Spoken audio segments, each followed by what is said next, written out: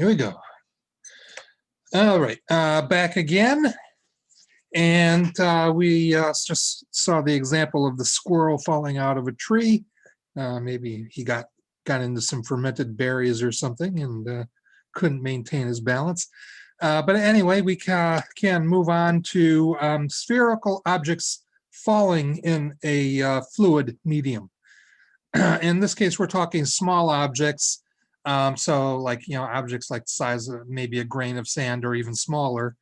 And there is an equation that describes the action of small, more or less spherical objects falling in a medium. And that is known as Stokes Law.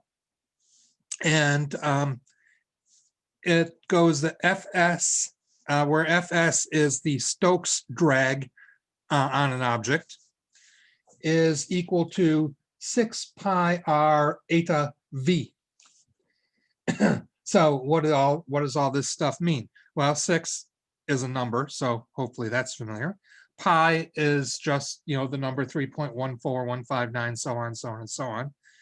And r is the radius of the object, but the catch is it has to be in meters. Even though we're talking about small objects like the size of a grain of sand or maybe even smaller, you still need the radius to be in meters. Eta is this letter that looks kind of like a fancy N. That's another Greek letter. This is the lowercase eta, and it's actually basically an E with an accent mark over it. That would be the closest equivalent in English. And that stands for viscosity of a fluid. The viscosity of a fluid has to do with resistance to flow. So basically thick syrupy liquids like, well, syrup, maple syrup or motor oil or things like, or corn oil, things like that, they tend to have high viscosities because they don't flow very easily. And on the other hand, low viscosity would mean that a liquid flows very easily. It would be a very thin liquid, a liquid that not only flows easily, but would be easy to spill also. So like, say, alcohols or acetone, they flow very easily. They're very thin liquids. Water is kind of in the middle. Water has a moderate viscosity on the overall scheme of things. And V would be the velocity of the objects traveling through the medium. So viscosity refers to the medium. Velocity refers to the object in the medium. Okay, and so for that, we can calculate the force according to Stokes' law. This brings us to a section on the calculus of velocity-dependent frictional forces. This section here gets a little complicated, so there's some stuff I'm going to skip over, and it's mostly the end results that we're going to be concerned with. So when you have a body sliding across a surface, the friction force is more or less constant. But if the object, well, as I already mentioned, if the object is moving through a fluid, then the situation gets more complicated. And we actually call the friction drag in that case. Part of it, again, is because drag would depend on all of the surfaces of the object, not just one surface like friction does.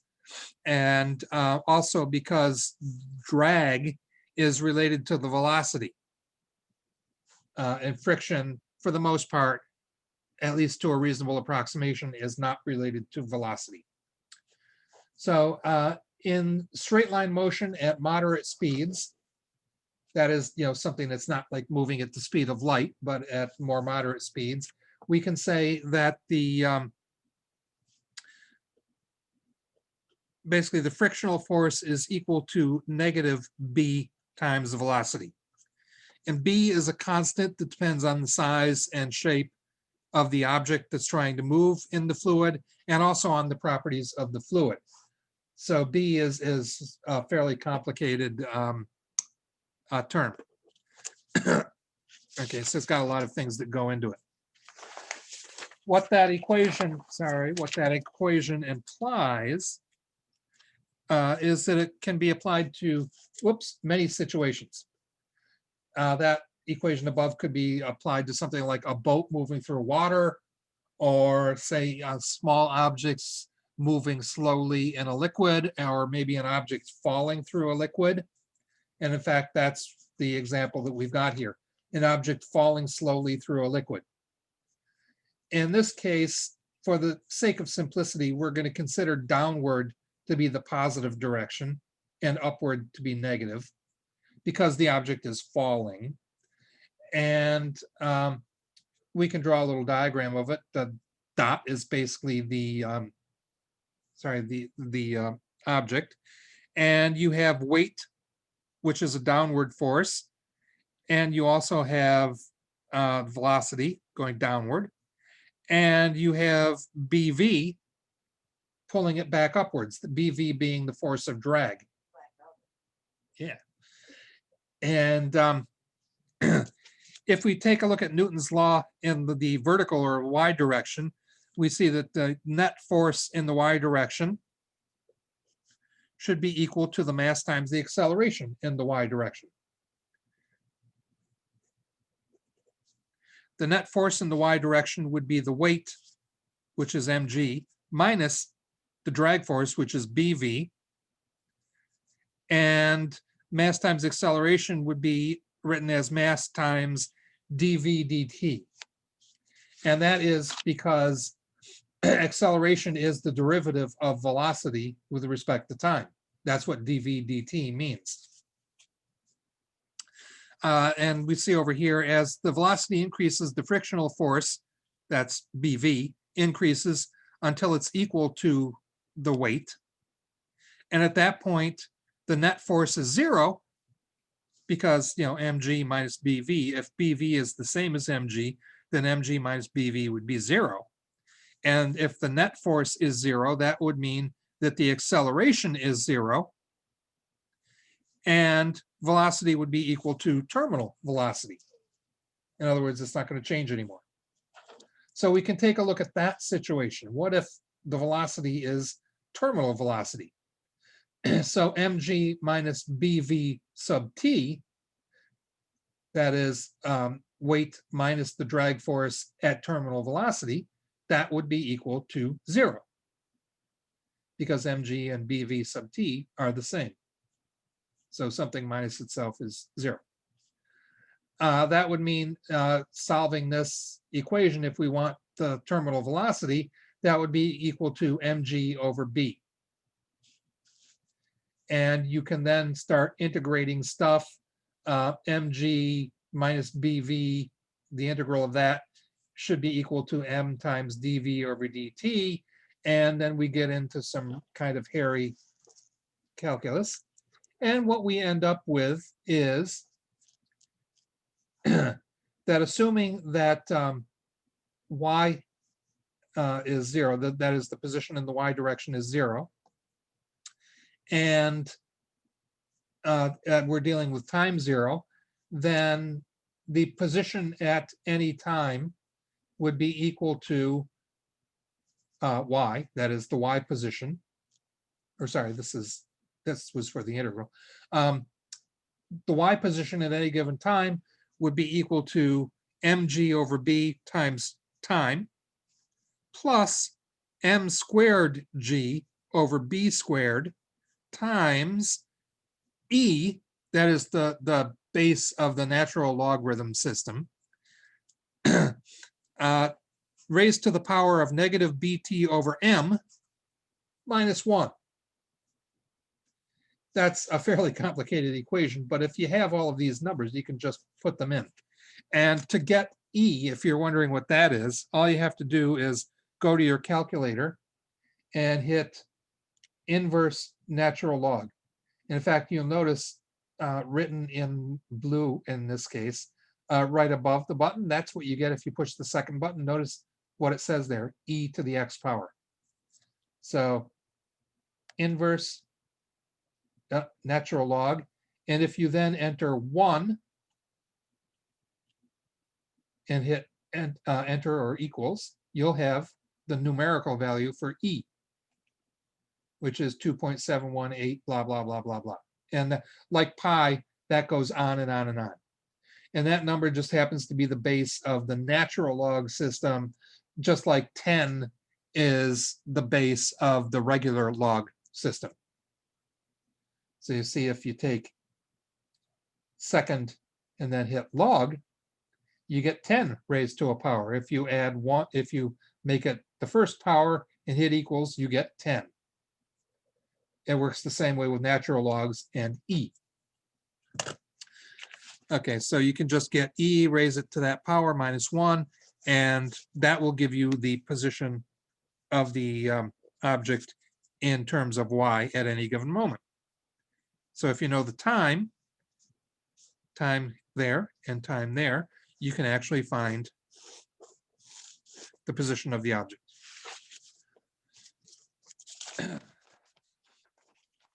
Okay, we have one example here about the resistance force against a motorboat that's trying to move through water. Oops, there it is. Okay, so we've got a boat that's moving across a lake at speed that we're going to call V original, VO, when the motorboat stalls.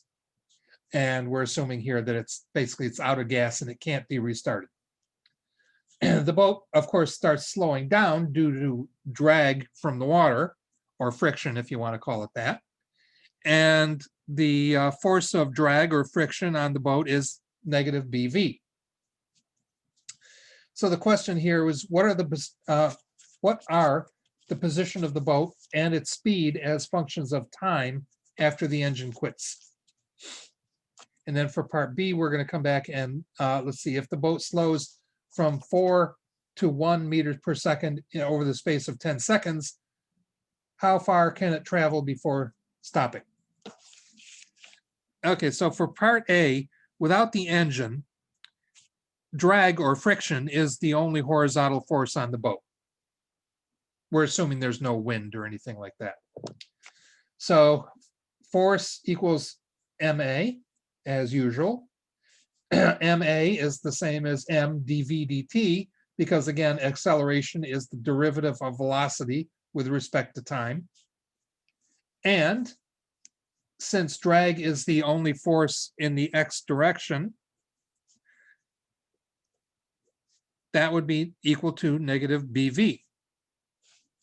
You can rearrange this to dV over V equals negative B over M dt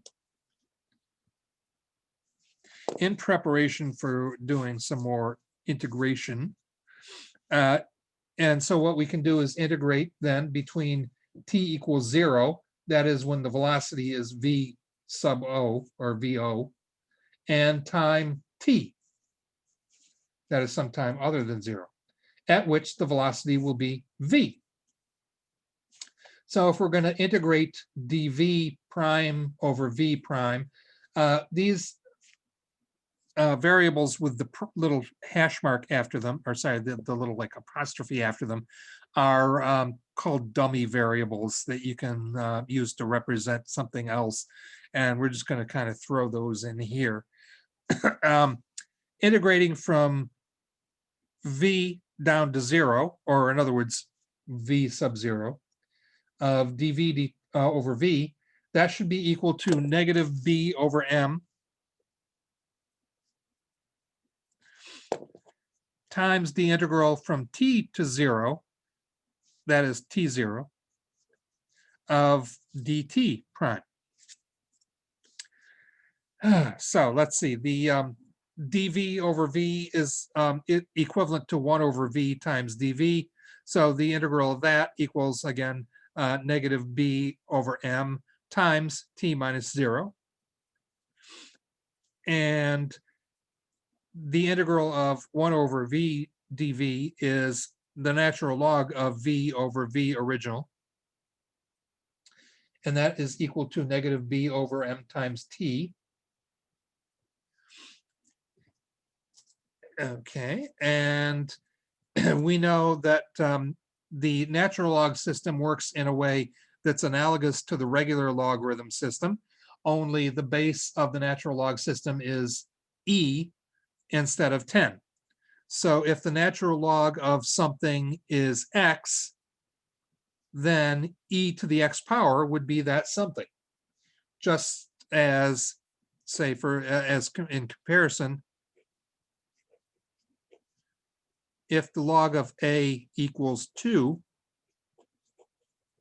then 10 to the second power equals a, which in this case would be 100. So it works the same way with logarithms, or with natural logs, I mean. So we've got a natural log here, and by analogy, if the natural log of v over vo equals negative b over mt, then v over vo itself would be equal to e raised to the power of b over m times t. Okay. And we can simplify this a little bit, or actually rearrange it a little bit. And that means that velocity at any given time would be equal to the original velocity times e to the negative bt over m. Okay. So there you go. Now, we can also keep going with this, and remember that velocity is the change in position with respect to time.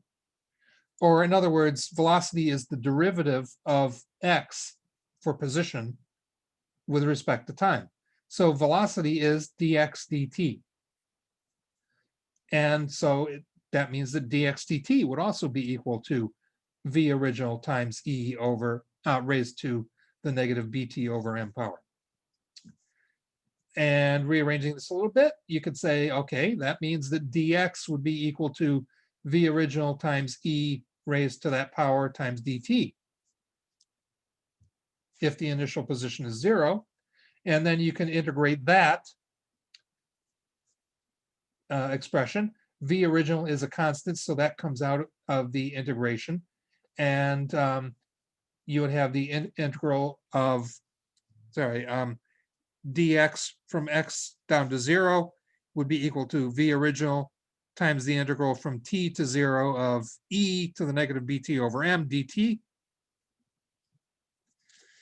And what we get out of that is that x at any given moment, that is the position at any given moment, would be equal to negative mass times original velocity over b times e raised to the power of bt over m from t down to 0.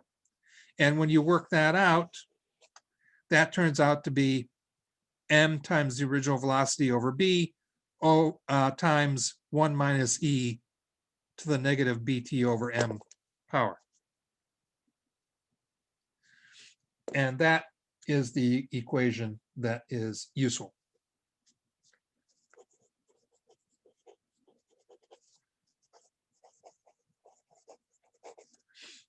Okay, so there's velocity, that's position.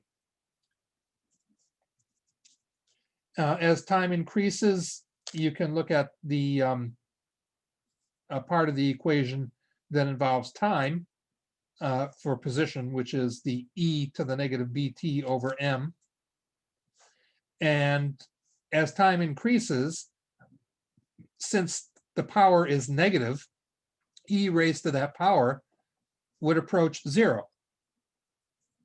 And that would mean that the position would approach just mass times original velocity over b. And that is what we know as x max. Not x lax, x max, important distinction. And that is the maximum distance that the boat can travel just by drifting. That is with no power.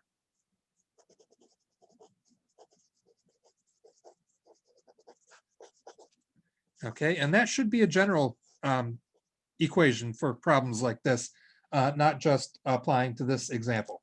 And the same with the equation for position and the equation for velocity. They should all be general equations. For a problem like this, where you have something that's moving under force, and then the force stops and it just drifts, and there's a drag against it. Okay. Okay, so the fact that what I was saying before, the boat, or that the value of E raised to the power of negative BT over M approaches zero as time increases, and therefore the boat approaches X max, or the maximum distance of travel, implies that we're talking mathematically about limits here. And when we're talking about limits, we're talking about a situation that's never actually fulfilled. Or in other words, a limit means that the boat basically takes an infinite amount of time to reach the maximum distance. But on a human scale, it basically stops at a definite time. It may officially, in theoretical physics terms, be still moving, but it would be moving so slowly that we wouldn't notice it. And for all practical purposes, it's stopped. So for instance, if you look at time equal to 10 times m over b, then the velocity would be v original times e to the negative 10. And that would be equal to 4.54 times 10 to the minus 5 times the original velocity. Or in other words, the original velocity divided by 100,000. And so, or actually divided by 454,000 for that matter. And for that matter, that means even if the boat was really going fast when the motor stalled, take that original velocity divided by 454,000, it's stopped for all practical purposes. X would be equal to x max times 1 over e to the negative 10 in this instance. And what that means is that the actual position would be 0.99995 times the maximum distance, which for all practical purposes means it's there.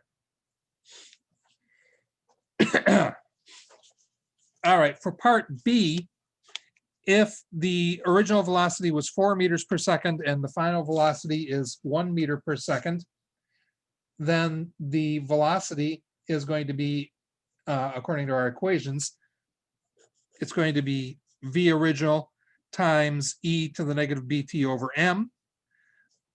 The final velocity was 1.0 meters per second. And if that's equal to the original velocity, which was 4.0 meters per second, times e to the negative bt over m, we can bring the 4 over to the other side. So 1 over 4, which is 0.25, must be equal to e to the negative bt over m. We can, to get rid of the e, we can take the natural log of each side. That means natural log of 0.25 is equal to negative bt over m. The natural log of 0.25 then would, at 10 seconds, that's the time that's involved here, would be negative b over m times 10. And if we want b over m, let's see, that's we bring the negative over to the other side, we bring the 10 over to the other side. So natural log of 0.25 over 10 seconds equals b over m.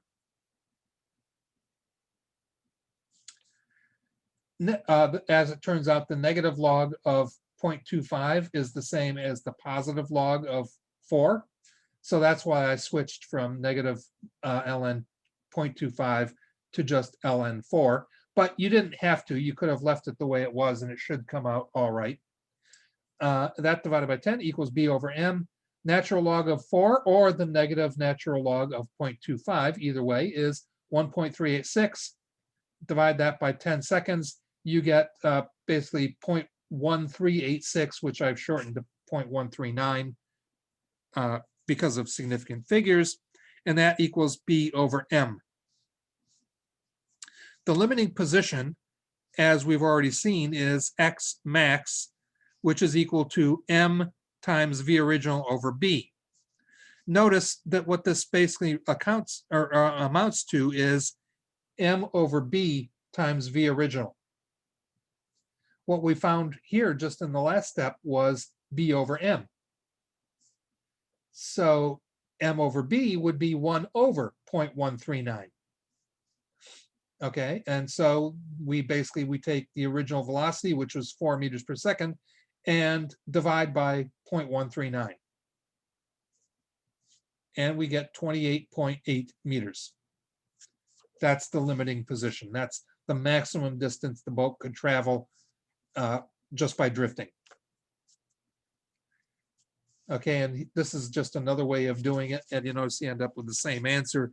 If B over M is 0.139, M over B would be 1 over 0.139, or 7.19 seconds, in other words. And then X max would be M over B times the V original, or 7.19 times 4, which is 28.8. This is just a slightly different way of representing it mathematically, but we've actually done the same thing. Okay, I went hopefully that's fairly clear. I went a little longer than I wanted to on this third segment, but that got us to the end of the chapter.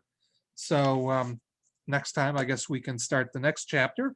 I'm hoping to get through chapter 7. I don't really want to go any further than that because that would be unfair. There'd be a lot of stuff to study for the third exam also. But anyway, that's it for this chapter. Okay, so we'll see you next time with a brand new chapter.